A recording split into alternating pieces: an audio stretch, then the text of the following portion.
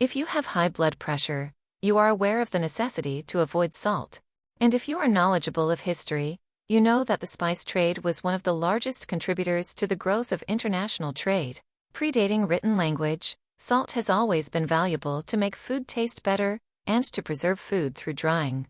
Is it any wonder that with a history as deeply intertwined with salt, is it not natural that we as humans crave that mineral? For the uninitiated, salt causes the body to retain fluids which can contribute to an increase in blood pressure. This is not exclusive to salt, it is because of the sodium content in foods. In general, it is advised to be conscious of the amount of sodium you are consuming when you have high blood pressure. There is an answer to both the salt cravings as well as high blood pressure, and that is salt alternatives, specifically, potassium-enriched salt. Traditional salt is composed of sodium chloride. In potassium-enriched salt, some of the sodium chloride has been replaced with potassium chloride. This means a decrease in sodium, as well as an increase in potassium. According to the American Heart Association, potassium can reduce the effects of sodium. Too much sodium has been shown to increase blood pressure. The more potassium you eat, the more sodium you lose through urine. Potassium also helps to ease tension in your blood vessel walls, which also helps lower blood pressure.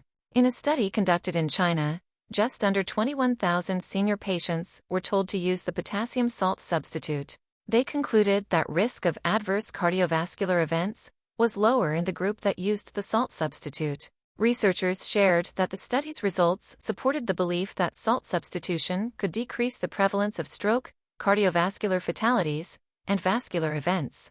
Potassium is important in preventive health and management of high blood pressure. The recommended potassium intake for average adults is 3,400 mg for men and 2,600 mg for women. For those preventing high blood pressure, the American Heart Association recommends 3,500 mg to 5,000 mg of potassium daily.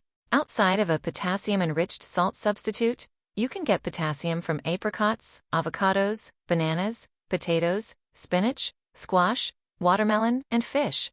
This is not a definitive list, and a well-balanced diet may already be delivering your daily potassium intake. Besides heart health, potassium also helps your nervous system, muscle health, prevents kidney stone formation, and improves bone density. Those with chronic kidney disease are predisposed to higher potassium levels and should be conscious about potassium intake to prevent hyperkalemia. Other conditions that may necessitate low potassium intake are adrenal insufficiency, type 1 diabetes, and liver disease. If you take medication, make sure to check for any adverse effects relating to potassium. Low levels of potassium can cause irregular heartbeat, palpitations, fatigue, muscle weakness, and numbness. If these are symptoms you experience with consistency, it may be wise to make an appointment to determine if you are potassium deficient. Thank you for watching. Check out the original article by Joyce Holman on easyhealthoptions.com. Link in the description.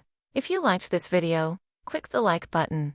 And if you want to see more videos like this one, click subscribe.